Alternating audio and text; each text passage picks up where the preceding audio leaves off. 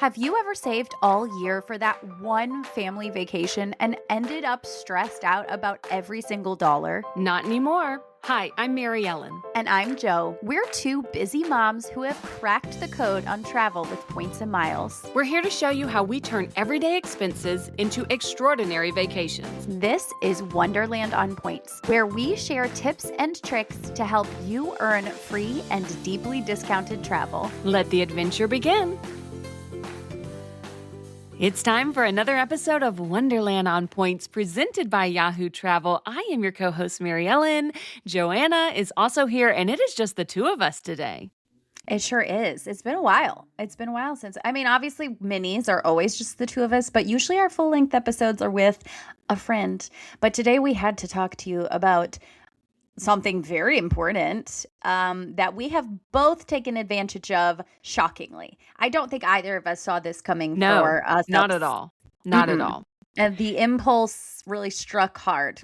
It sure did. And then the FOMO, I feel like. Yes. We both took advantage of the new Chase Sapphire Reserve offer that can, if you meet the sign-up bonus terms and conditions, net you 150,000 Chase Ultimate Rewards, which So is crazy. massive. It can go such a long way. These are such valuable points. Neither one of us, we have been so hesitant on this card since it was released and revamped and all that. The annual fee increased massively last year. And we just were not sold. We were like $795 is a crazy high annual fee. And I think Chase knows that we weren't the only ones who were not sold. I think a lot of people were not sold. And the rollout didn't go great for them because people are not fans of high annual fees. No, especially high annual fees with not enough great credits to offset them. Difficult and credits. hard credits to use. So they really amped it up. Technically, the sign-up bonus was already elevated. Like 125,000 was the already elevated welcome offer is what they were touting it as. So this is like a elevation on top of an elevation, and it's too hard to pass up.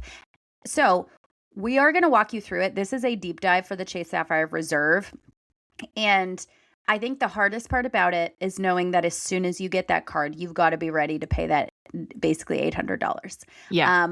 The only reason this worked for me is because of the cash that I was already setting aside for a couple components of upcoming trips. And I'm just reallocating that money straight to the annual fee. I talked about this with the Built card that I was going to get, which, by the way, anyone who heard that mini, they offered me the Built card later the same day that I got the Chase Sapphire Reserve. It finally went through 1 week later, and I said, oh, sorry. And honestly, at that point, I have never been more happy that I went into fraud review because I'm much happier with this card. So just know, budget-wise, you've got to be ready with that annual fee right away. But I truly believe that especially for the first year, you can offset this and then some. So the full welcome offer, how it's written, it's going to be you can earn those 150,000 Chase Ultimate Rewards points once you spend at least $6,000 in the first 3 months. So you have to be able to pay that annual fee, the $795. That does not count towards your $6,000. And then you need to be able to spend at least $6,000 on this card in 3 months. So take that into consideration before you get it. But we're going to tell you all the fantastic credits and the ways that we are offsetting this. Again, like Joe said, for at least 1 year, this card is very, very worth it. After that, reevaluate. Chase is pretty good about letting you downgrade. Maybe you downgrade to a Chase Sapphire Preferred. Maybe you downgrade to a Chase Freedom card. You have options there. So if you are in need of some Hyatt points, if you are in need of all the wonderful things you can do with these Chase points, then listen up. This episode is for you. We're going to break it all down. We're going to go through these benefits. We're going to say where each of us is going to find the credits personally for us to make up the annual fee. Yep. Because all the credits don't work for everybody. So the way that you build it back and earn your money back might look a little bit different than me because of which credits we think we can really capitalize on with our spending and with our family and our travels. So let's dig into where should we start, Joanna? I want to start with just what are the multipliers on this card? What kind of points does it earn? And then we'll go into all the benefits. Yeah, let's talk about multipliers a little bit, even though obviously people are more excited about the benefits. And for those of us who are always working on a welcome offer, multiplier categories don't necessarily always come into play. But we've got 8 times points on flights booked through Chase Travel, 8 times points on hotels booked through Chase Travel, 8 times points on rental cars booked through Chase Travel. I love that one. That's a great multiplier on a rental car.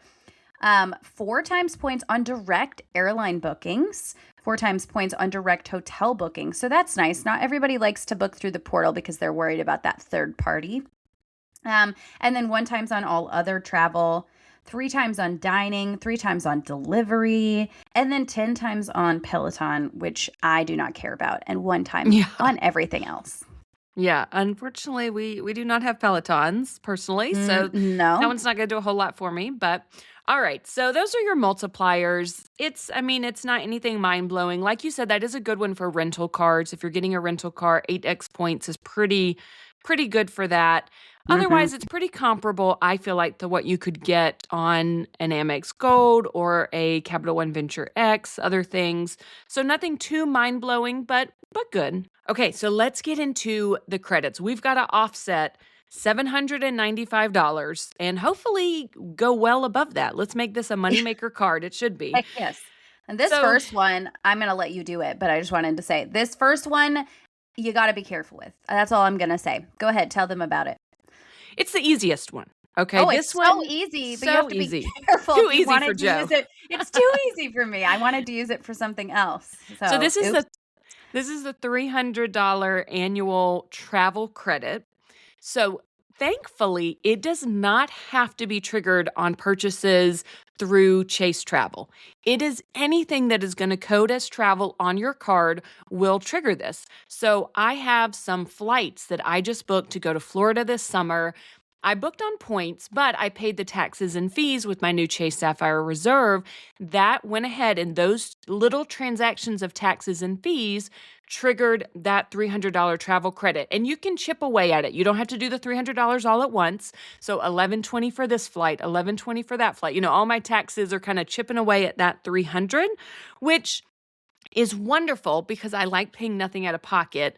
What Joe is speaking to is it takes away the fun of if you're like, oh, let me save it for one big $300 purchase. So I feel like I really feel it. I feel a whole $300 saved at once. Correct. It may kind of disappear on its own, right? As you're paying for parking or tolls or ride shares, little things here and there are probably going to trigger that credit automatically. So you may not see it as one big lump sum. Yes. And the other thing is that I actually had planned to use some of my travel purchases towards my welcome offer, my minimum spend. So I knew I had to pay a couple $100 to Airbnb for an upcoming stay with my mom. And I had been setting that money aside. And I was like, great, this $220 will go towards my spend. No, it does not, because it got erased as soon as I spent it. So that is actually a little frustrating that you can't choose to me. I want to be able to choose. But that being said, it is incredibly easy to use, and it was kind of fun. Our entire Canada Airbnb was now $0 because I cashed in $175 of gift cards using Fetch for Airbnb, and then $220 remaining was erased by this credit, and that was very fun. I do totally agree, though, because when you're thinking about I need to be able to spend $6,000 in 3 months to get the welcome offer, and in your mind, these travel expenses were going to count for that, all of a sudden, now you need to make up some more money to make sure you hit that minimum spend. So that could be tricky. I do wish there was a toggle on, toggle off or something so that you could choose, especially right at the beginning if you wanted to use it or not. The other thing to note is those purchases are not earning any kind of multiplier at all. So I can see so far, I've only used the travel credit for those airline taxes and fees so far, but where I can see every other purchase, even if it doesn't fall into a specific category, I can see like my dining purchases are earning 3x or 1x on things that are just kind of an everything else category. It was JetBlue taxes and fees. I don't have any multiplier at all on it. I don't earn points on those purchases that are getting erased by that $300 travel credit. So it's not a huge thing, but it is something to note that I don't think people realized at first with this card. Right. I think there used to be, maybe it was different back in the day, but it used to be people were saying that you could earn points and it would go towards your minimum spend, but that doesn't really, it's not happening anymore. Okay, let's move on to the edit credit. Now, people complained about this. When this card, the refresh first came out, I think we hated on this credit a lot because I still do, to be honest, a little bit. I'm pretty pleased with the way I used it. As long as it actually triggers, I'm still waiting for those statement credits to come through, and that makes me nervous. But first of all, it's a $500 credit, but it's broken up into two $250 chunks, which is annoying. And each one has to be used for a minimum 2-night stay, which is annoying. The thing that has changed since our last episode about this card is that it is not date specific anymore. You can use them back to back. So let me give an example of how I've used them. First of all, to book these, you have to go through Chase Travel and you have to look for any hotels that have the edit symbol in the corner. And what this gives you, in addition to $250 off your booking, is also a $100 property credit, which is great, and a potential upgrade if available. So I knew we were going to Vegas. I knew it was going to be a cash stay because I had found some dirt cheap Vegas hotel that honestly maybe wouldn't have been the best experience. Who knows? Might have been a little scary. We were there. I knew we were going to get a car. We're going to go see some of the natural stuff. We're going to go to concerts. Like I was like, who really cares where we're sleeping? So as long as you don't mind the smell of weed. Vegas is one big cloud. That's what I've heard. That's what I've heard from you. As soon as I knew that I had this card and had this credit, I went to Vegas and started looking. And most of these were going to be thousands of dollars for a 4-night stay, which obviously we are not doing. $500 doesn't even put a dent in that. Then I found one that for a 4-night stay was like $820. And so what I did is I broke it up into 2 reservations of 2 nights each, and I did points plus cash. So I messed with the points until I got it basically perfect to where it was just a little bit over $250 for each reservation. And then I topped off with points for each of those. So out of pocket, I spent 21,000 points for this whole 4 nights. And it's going to be $0 once the credits hit. And I will have $200 in property credit and breakfast every single day for us. So the money that I had budgeted for food, the money that I had budgeted for the stay, and now obviously we're in a much nicer hotel than we were going to be in before. I mean, the value here is very outsized, and that's not an easy thing to do with the edit credit, but it is possible. And if you can mix points plus cash, that to me is where the real sweet spot is, because 21,000 points spread across 4 days does not feel bad to me at all. Yeah. The other thing that you can do to help make some of these properties more affordable is right now for 2026, and this is not an ongoing edit credit, but right now in 2026, there is a select hotel credit worth $250 that can be stacked with using your edit credit. So it is not at all hotels. It's at brands like IHG Hotels, some Omni, Virgin, Pendry, Montage, Pan Pacific, some very specific hotels within Chase Travel that you will see, and it is designated on there so you know that it's going to work. You can stack it. So I went through myself and just tried to find what are the cheapest edit hotels out there where I can use a $250 credit for 2 nights. plus another $250 credit from this select hotel credit.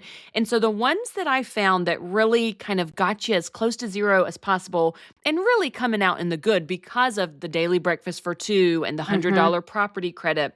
So some of the ones I quickly found, the Kimpton by IHG in Atlanta. That's a good option. The Kimpton in North Carolina near Greensboro, if you're in that area, that one works really well from it. There's a Kimpton in New Orleans that works well for it. And then there's an Omni in Orlando that's really nice. And that one's a little bit more expensive, but considering the property credit and the breakfast, that's actually a really good deal too. So those are just a couple I found. Over on our friend Katie at Katie's Travel Tricks, she has a whole map where her people have found places that you can stack this credit. So keep that in mind. All of this to say, these edit credits are great if you can use them.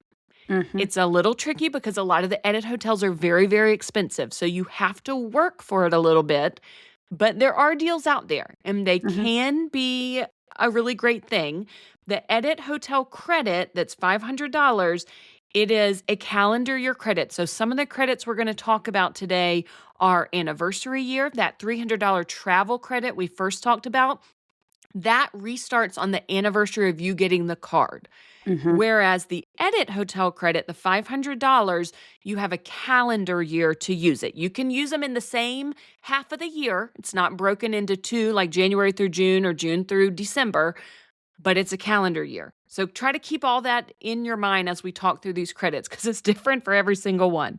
So right now, the reason that it is a good time right now to get this card, we're trying to really point those things out. The elevated welcome offer, the fact that now in 2026, you have this extra $250 select hotels credit that may not be around next year if you decide to wait on this card.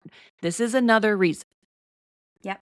And the fact that you will be able to use the $500 for the edit again once January happens before your annual fee even hits again. And the way that I would suggest searching for these would be to start with a place that you already know you're going or want to go, and then make sure you have your filters on, filter by the edit, and sort by price. That is where I would suggest starting because there are sweet spots out there. And like I said, you can top off a little bit with points if you still want it to be $0 out of pocket. So all right, let's move on to the dining credit. This is kind of like our beloved Resi. Kind of. I would say don't put them in the same breath, though, okay? Because I love that Amex Resi credit. It is so easy for me to use. This one is like an imitation Resi credit from Amex. It's not quite as good, in my opinion, depending on where you live. I think there's less options, okay? They're fancy restaurants. It has to be one of the Sapphire exclusive table restaurants within Open Table. So whereas the Resi credit can be anything that's on Resi, it's not just anything that's on Open Table. I thought that at first for a hot second. And then I was like, oh, wait a minute. It's only these select Sapphire exclusive tables. So in big cities, like if I go to DC, I live in the DC area, but I live a little outside of DC. I'm not going to just go to DC all the time. But looks like I'm going to go on some date lunches there maybe, and that might be how I use this credit with my husband. This is a half-year credit. So you get $150 from January to June, another $150 from July to December. So if you are traveling to a big city that has some of these restaurants, it's fantastic. It'll really help you save money. You can use it when you're traveling. It'll be a lot of fun. If you're not traveling, say it's a busy time of year for you, just maximizing it's a little harder, especially if you get the card right now, it's May, you want to use this credit before July 1st because you want to trigger it for now. Then maybe you use it the back half of the year, and then hopefully you can triple dip and use it the first half of 2027 before your next annual fee hits. Yeah, I did do a little bit of reading, and it sounds like, anecdotally, don't hold me to this, that if they use Toast to sell their gift cards, People are getting that to trigger this credit if you buy it online via Toast. Also, if you go in person to buy a gift card from a restaurant that offers that, if they're Sapphire exclusive, that should also trigger it. So there are 2 restaurants in all of St. Louis and the surrounding areas that are Sapphire exclusive tables, which is really unfortunate. Neither are near my house, but one of them is a place that I have heard of and have wanted to try. So I think I might drive myself down there and buy a $150 gift card. We can have a super nice meal anytime July through December. I mean, we'll have $300 to spend. So we're getting bottle service at the table. I'm just kidding. That'll probably get us like 1.5 entrees. Okay, stop what you're doing. I am going to teach you how to get a $50 item for free, basically. Yeah, it's for free. That literally, now it takes a little time. You got to be patient, but you spend $50 the way that we're about to tell you, and you will get $50 back. That is crazy. This is through Rakuten, which is an online shopping portal. You can choose to get your $50 back in the form of a check or to your PayPal account. But if you are listening to this podcast, it's probably because you like to travel.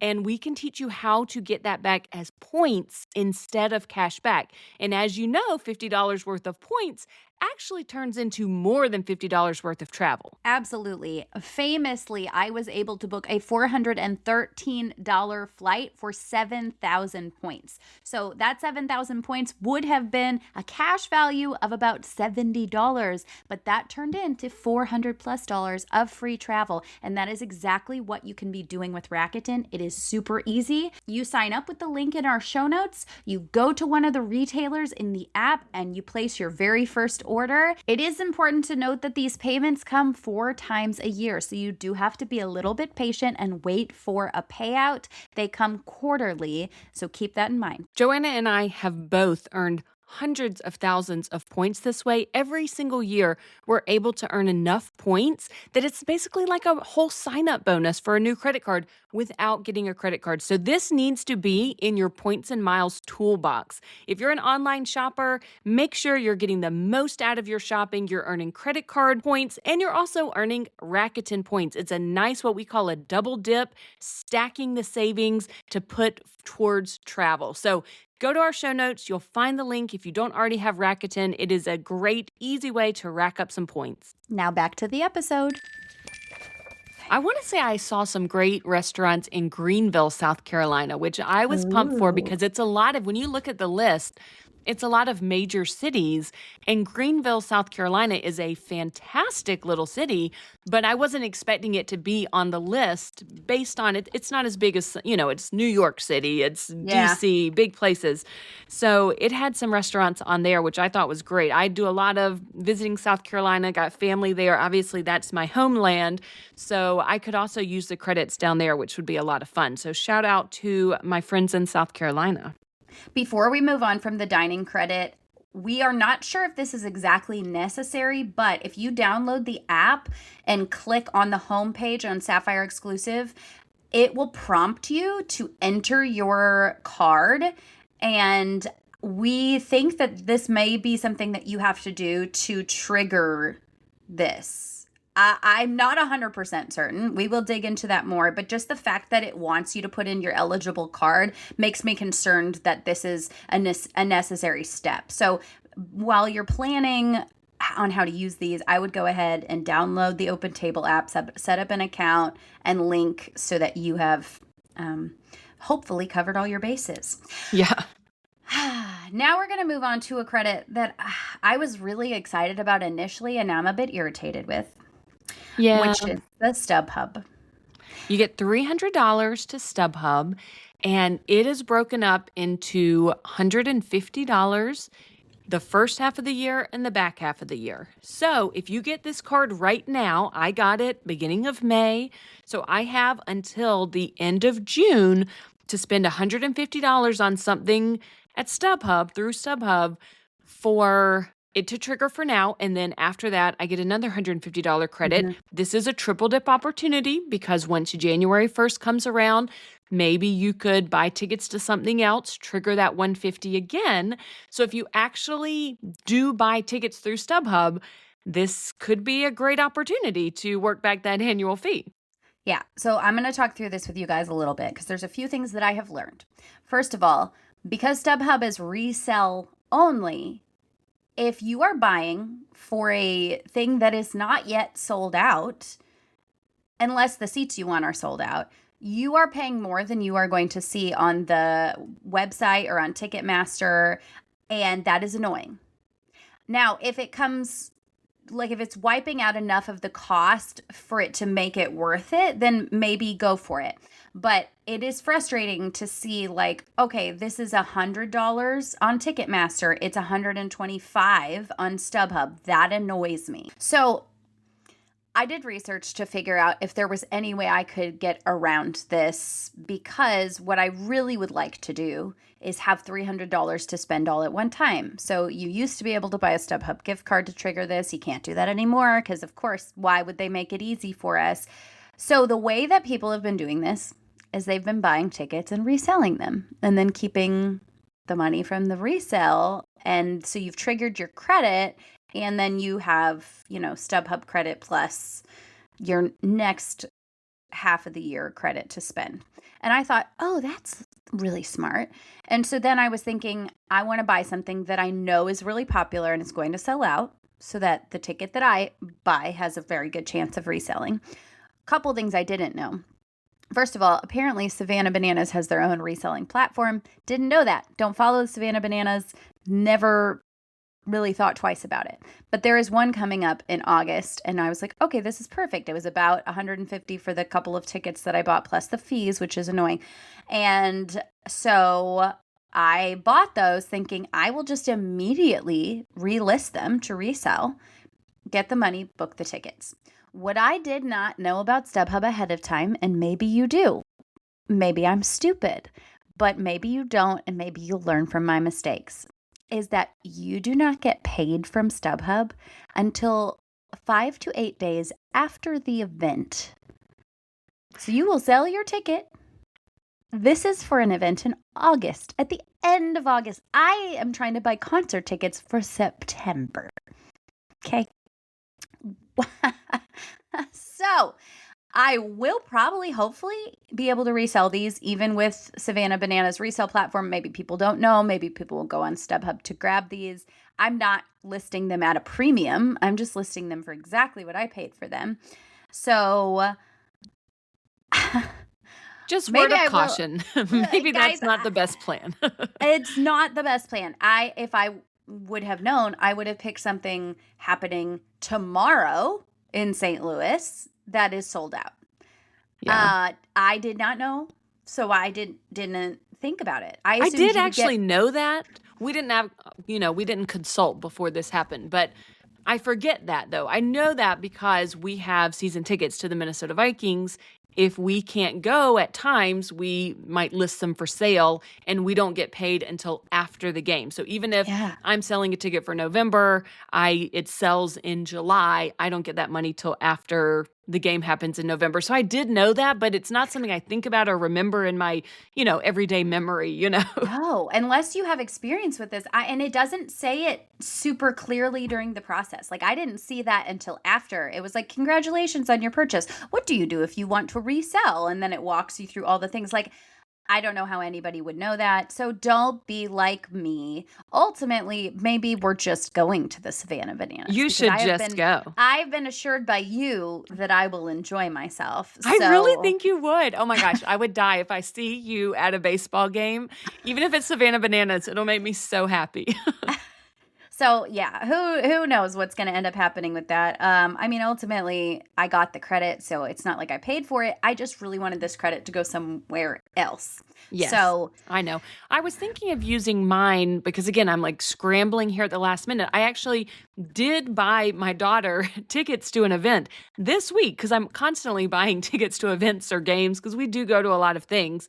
But I used my City Strata Elite Ticketmaster credit because unlike StubHub, Ticketmaster is the initial platform that things are listed for Yep. sale. So it's not always secondhand resale. So I got her tickets to the Dude Perfect tour, if anyone is interested, which is real. She's big into Dude Perfect right now. So that was her birthday present.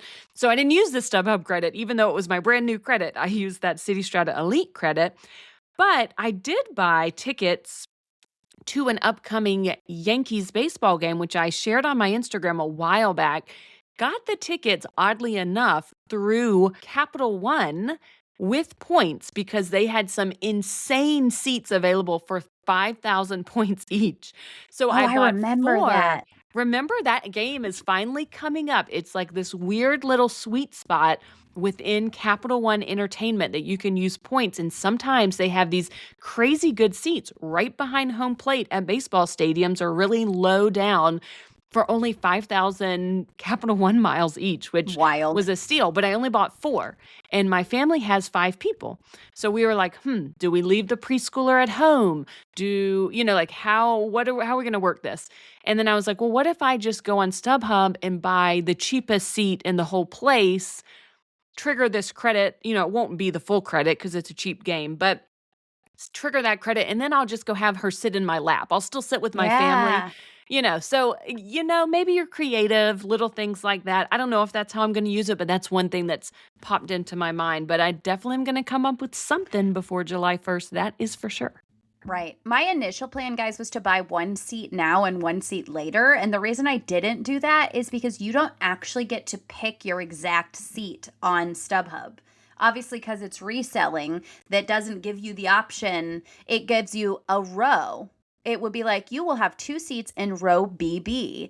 But if you don't buy them together, what's to say when you come in to buy your next one in a couple months that there is still an option in row BB? So that was why I didn't do that, in case anybody's wondering. That is odd. Is that true? Yeah, I poked around in it for no less than an hour trying to figure out how I could buy them separately. The one thing I could do is we have another concert coming up in October, and it's more like festival style and doesn't have seats. Oh, and there you those go. I can buy separately, but I already spent the 1, so it's too late. Yeah. It's too late. So anyway, moving on. All right. I was Apple actually TV. excited about this next one. Oh, really? I didn't know, and I already paid for Apple Music. So I just canceled my Apple Music and re-upped my Apple Music with this credit.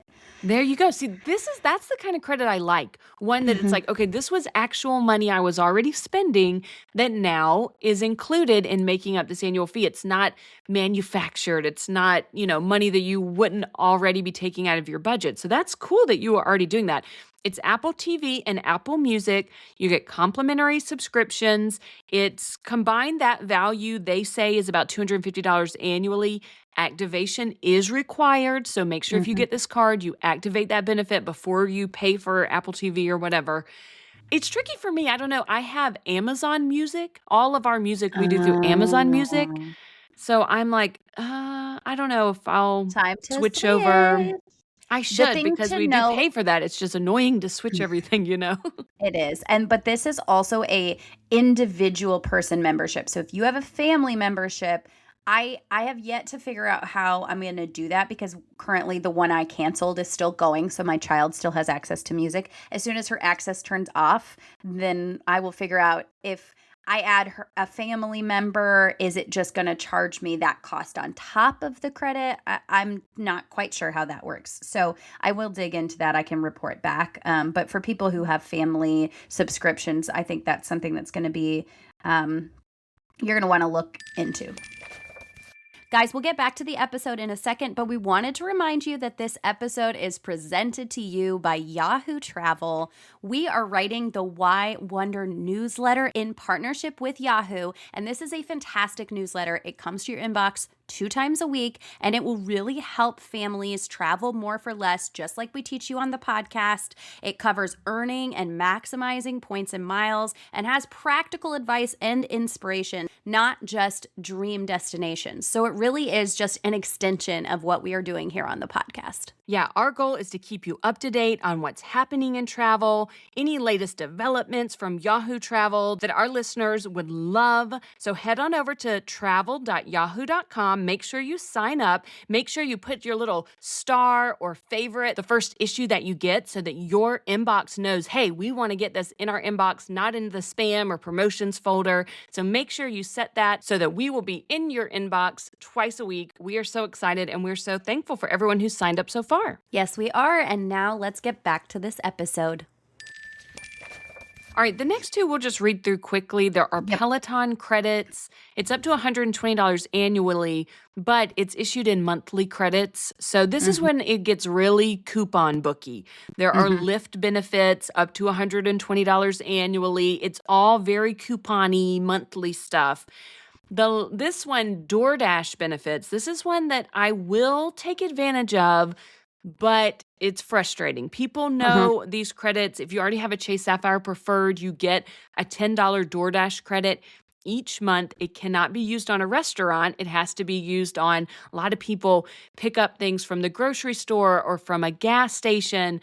Lately, people have been frustrated because at 7-Eleven, I guess, which is where a lot of people do it, they increase that you have to spend a minimum of $20. That is not the case at the gas station that I use this credit at. So it's not the case across the board, but sometimes places have implemented these minimums. So the Chase Sapphire Preferred gets one $10 credit a month. Now, with the Chase Sapphire Reserve, you get 2 of these $10 credits plus an extra $5 credit that can be used on a restaurant order. So most people use DoorDash for restaurants, right? To food delivery. Those $10 credits didn't work for that, but this $5 credit does. So total within the month, it's $25 to DoorDash, but it's not so simple as just a straight up $25 to DoorDash. Right. And I prefer the Instacart credits over the DoorDash credits by a mile. But I do have to say, the other night, my kid was hoping to bake some cookies, and Instacart was going to take like many, many hours to arrive at our house. And I went into DoorDash for a local grocery store. I could get everything to us in like 45 minutes. I had the $10 credit.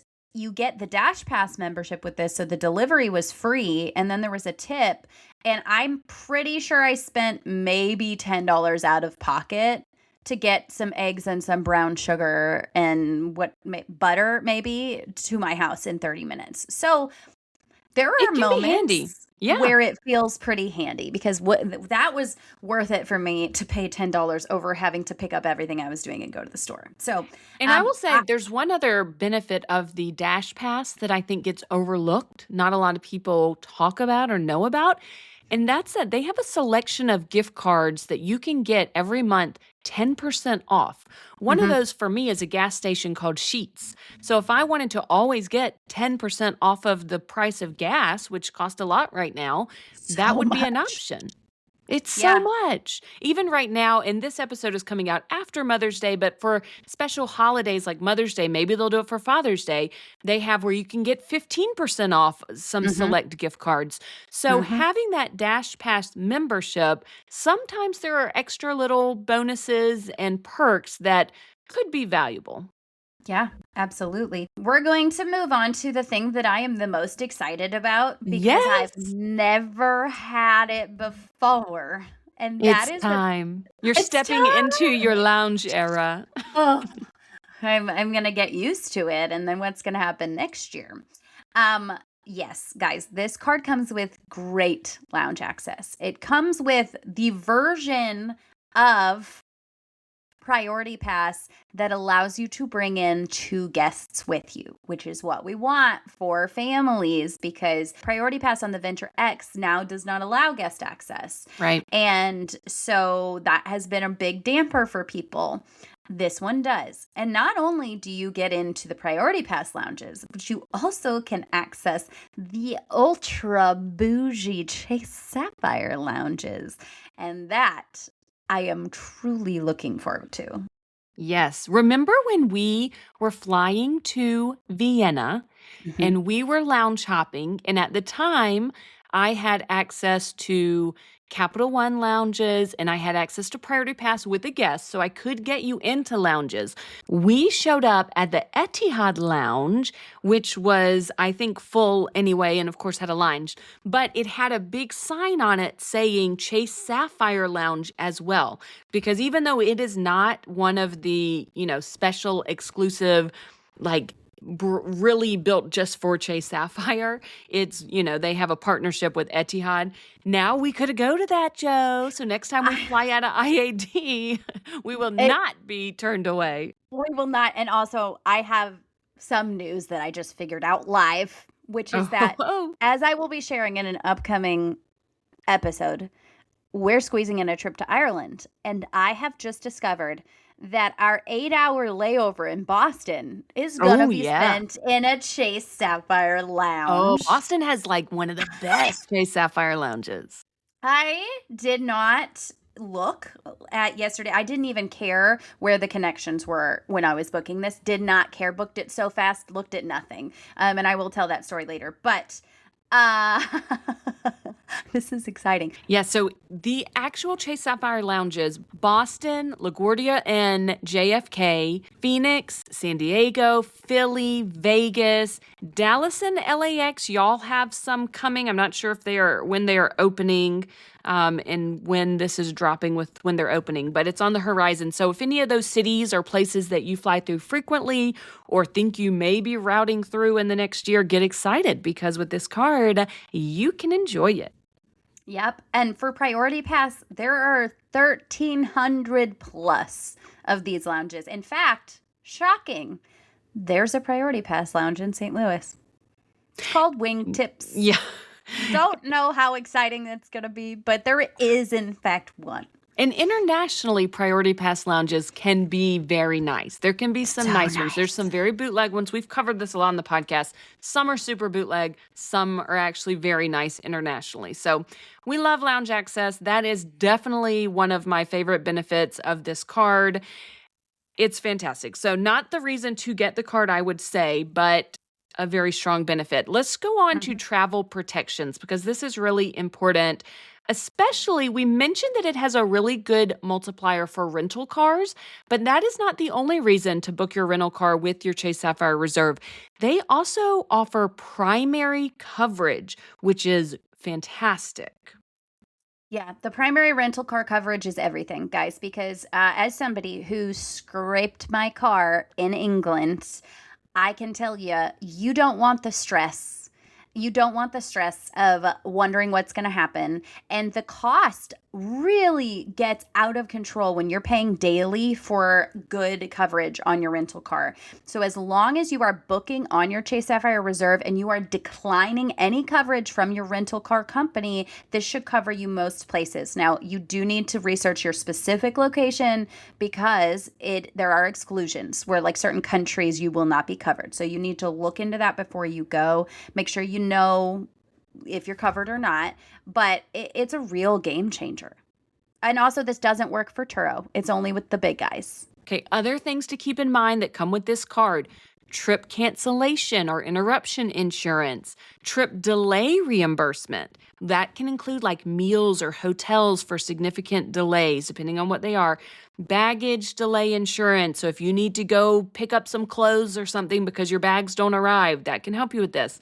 Lost luggage reimbursement, travel accident insurance, roadside assistance, emergency medical and dental benefits, purchase and shopping protections. We say this on the podcast, but I was just telling some of my nursing students this the other day. For years, when I was using a debit card thinking I was being so responsible, debit cards do not have the kind of protections that credit cards have and offer you these really important, valuable benefits and purchase protections on items that you buy and things. You can really, and thankfully, hopefully you don't ever have to use them. But thankfully you have them and they can give you peace of mind if that brand new item that you bought gets damaged or lost or whatever. Maybe it will fall under one of these protections. It's wild how long it takes to get your money back where fraud is concerned when it happens on your debit card. Yes. It is a whole thing. If this is your credit card, like, that's not your money anyways. That's their money, so they fight way harder for it. So honestly, the protections are incredible. When you have a Visa Infinite card, you have access to like a concierge and travel assistance. This card also comes with IHG Platinum Elite status, which I think is actually very interesting because I'm considering opening a lower tier IHG card for a different stay next year. And so the idea of having the elite status and then being able to get like the cheap $95 a year card, I love the idea of pairing these two things together. And then last but not least, guys, you already know this if you've listened to us. If you have a Chase Sapphire Preferred, it's the exact same thing with the Reserve, which is that you have access to a gateway of transfer partners. Southwest, Hyatt, tons of airlines, tons of hotels, and that is what makes these points so wildly valuable. And if any of you already have a Chase Sapphire Preferred, you could actually save yourself $95 if your annual fee is about to hit soon by downgrading your Preferred and just keeping the Reserve for this year, and then potentially downgrading your Reserve to a Preferred next year, which I think is what both Mary Ellen and I are planning to do. Last but not least, it also comes with a TSA PreCheck or Global Entry credit, and I think I'm actually going to use this to try to get Global Entry. I already have TSA PreCheck. And reminder, your children have a free application on Global Entry if you get Global Entry. Just saying. There are a couple other benefits of this card once you spend $75,000 on the card within a year, which Joanna and I probably are not going to be doing, but something to think about. Most people, if we're kind of using a multitude of cards, we don't ever spend $75,000 on one singular card, but you can unlock some status benefits, World of Hyatt Explorer status, IHG One rewards Diamond Elite status. So look into that if you think that if you're someone who is not quite to the point where you're opening a lot of cards, where you have a whole bunch of credit cards, maybe you would spend that much. So there are some benefits there to reward you for extra spending on the card. That's something you can look into if you are, considering this card as an option. Let's get into on a very personal level. Okay, when we're making the decision to get this card, both of us separately looking at it, doing the math in our head, what credits we think we're going to be using to claw back the $795 right off the bat. What are the credits that you know that you're using that are getting you to that $795? I think I've already done it. Granted, I did make the mistake with the StubHub, but I knew I had concert tickets to buy. I knew I had well over $300 in cash travel purchases that I was planning to make. The Airbnbs, the taxes and fees, rental cars, that kind of thing. So that's already gone. So that's $300 and $150. And I have already used the $500 edit credit. Now, granted, was I going to spend $500 cash on a hotel? No, but I was already at $350 and I was probably going to spend about $350 on a hotel. So that already puts me at wiping out $700 in cash that I was planning to spend. And I'm downgrading my Chase Sapphire Preferred, meaning I am reallocating that $95 annual fee towards the Chase Sapphire. And already there we are, having broken even with cash that I was already going to spend. And there's still more credits to be used. So this should be a moneymaker for you. For me, I knew instantly the $300 travel credit, right? That's the easiest one, no brainer. The $300 dining credit, I think that I'm going to use that. I hope to make that one a $450. So that right there would put me at $750 just for those, right? $300, $300, that's $6, another $150 for the first half next year. Yeah, that's at $750. Okay. The $300 StubHub credit, maybe even a triple dip. So that one could be even more. I think those alone are going to get me there, even if I never use an edit credit. Even if I can't figure out the hotels, find a time to do it, just those credits alone are going to get me over that $795 without even considering the edit credit. That's a big, I heard people when I was talking about getting this card were like, but what about this edit credit? How do I figure out this edit credit? It is a great credit to use, but there are enough benefits that you can make up the annual fee even if you're not able to capitalize on the edit credit. There are some Chase offers that we love. Chase offers. You have access to those no matter what Chase card you have. You probably have Chase offers. And if you have card pointers, we love card pointers. Every time you log into your Chase account, it will automatically activate all of those Chase offers so you can save money. One of those was for something called Whoop, which is like it tracks your heart rate, your activity, much like Apple Watches and things, but tracks your sleep. It will do EKGs for you. I'm pretty excited about it because I don't have an Apple Watch. That was a $359 Chase offer that I triggered. Now, that's not money I was going to spend otherwise, but that is amazing value that I'm going to get this year from that one offer. If you do Rover, if you have a dog and you go out of town and you need pet sitting or whatever, somebody to come let your dog out while you're at work, there is a Rover credit on there. There are so many offers and benefits on this card that I am telling you, even with that $795 annual fee, you can claw back that value so fast, and you can actually make this a money maker card where you come out so far ahead on this card for having it for 1 year that it became a no-brainer for me. I could no longer deny the expensive annual fee. I was like, okay, I'm going for this because the time is now. The elevated offer of 150,000 ultimate rewards. I was just sold. I was finally truly sold. Yeah, I was too. And I never, ever thought that I would be. I very much, I don't know if people remember when we talked about it when it had its refresh, but I basically said it was ridiculous. So the fact that I have now done this is wild to me, and the fact that I truly believe that I'm going to be getting outsized value, at least for this first year, it's really exciting. Plus the points. The value, I'm doing so much travel this year, like this is the year for this card. Next year is going to be much quieter. Yeah, right. Yeah, right. I'll believe that when I see it. Jo has gone all in on travel. She's basically a full-time traveler at this point. An intervention when she's not wrong, you guys. But I got PTO to spend. There you go. Use it or lose it, baby. Earn and burn. PTO's the same way. Earn it and burn it. We hope that you guys have found this episode helpful. Definitely consider. You got to be able to spend the money right up front. You've got to be able to meet the welcome offer. We don't want you to spend money that you do not have. Do not put money on a credit card that you can't pay off that very month. It should be treated like a debit card. Okay, do not go into debt because this card has some cool benefits. That is not worth it. We don't ever want to encourage people to do that.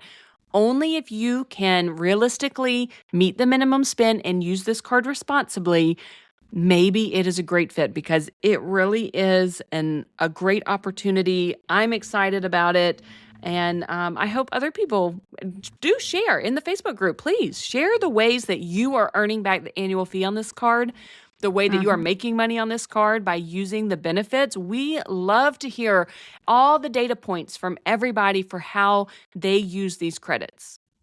Yep. Super excited to hear about it. Join us in the Facebook group. Sign up for the Why Wonder newsletter. You can find all the links in the show notes. You can find our referral links for this card in the show notes. These are our personal referral links. They just make us a little bit of points. So if you are looking to open this card, we appreciate it so much. If you use our links, it means the world. Please do tell us if you do that because we would love the opportunity to thank you.